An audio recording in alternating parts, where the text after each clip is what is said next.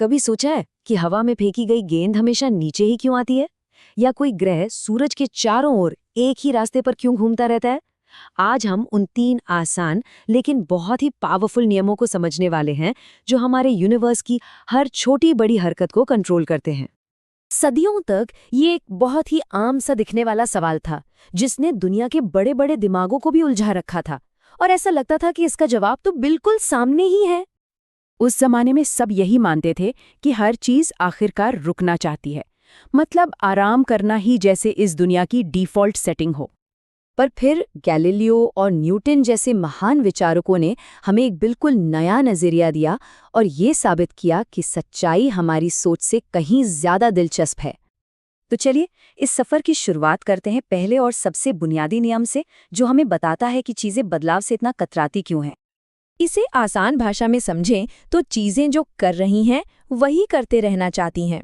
मतलब अगर कोई चीज रुकी है तो वो रुकी ही रहना चाहेगी, और अगर कोई चीज चल रही है तो वो उसी रफ्तार और उसी दिशा में चलते रहना पसंद करेगी। ये चीज तो हम रोज महसूस करते हैं ना। बस में अचानक ब्रेक लगने पर आगे की तरफ जो झटका लगता है वो जड़त्व ही तो है। असल में गाड़ियों में सीट बेल्ट भी इसी सिद्धांत को ध्यान में रखकर बनाए जाते हैं, ताकि अचानक रुकने पर हमें आगे की चोट से बचाया जा सके। अब ये जड़त्व आता कहाँ से है? ये सीधा सीधा जुड़ा है किसी भी चीज के द्रव्यमान यानी मास से। जिस चीज का मास जितना ज्यादा होगा, उसकी स्थिति को बदलने में उतनी ही ज्यादा मेहनत लगेगी। यही वजह है कि एक खाली बक्से को धकेलना किताबों से भरे भारी बक्से को धकेलने से कहीं ज्यादा आसान होता है। और इसी बात को न्यूटन ने अपने पहले नियम में बताया, जिसे जड़त्व का नियम भी कहते हैं। इस एक नियम ने गति को देखने का हमारा नजरिया ही बदल दिया।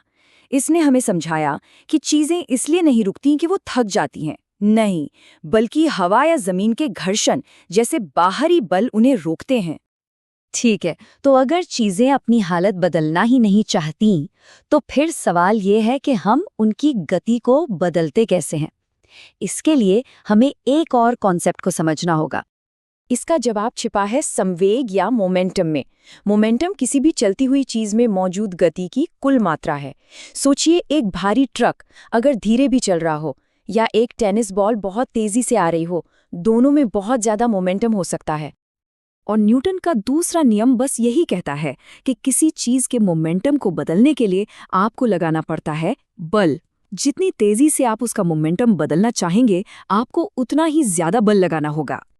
इस नियम का एक बेहतरीन उदाहरण मिलता है क्रिकेट के मैदान पर।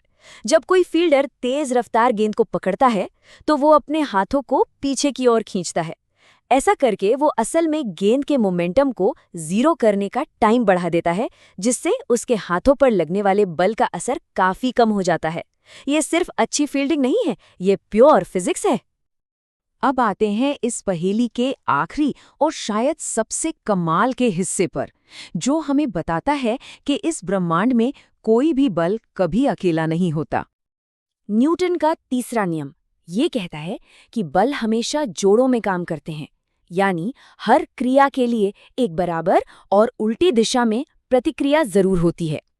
तो मतलब जब भी कोई एक चीज दूसरी पर जोर लगाती है ना, तो दूसरी चीज भी पलटकर उतना ही जोर लगाती है।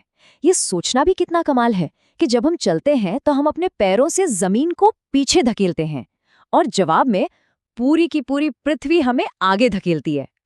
लेकिन यहाँ एक जरूरी बात है, ये क्रिया और प्रतिक्रिया बल एक दूसरे को खत्म यानी कैंसिल नहीं करते। क्यों? क्योंकि वे हमेशा 2 अलग अलग चीजों पर काम कर रहे होते हैं।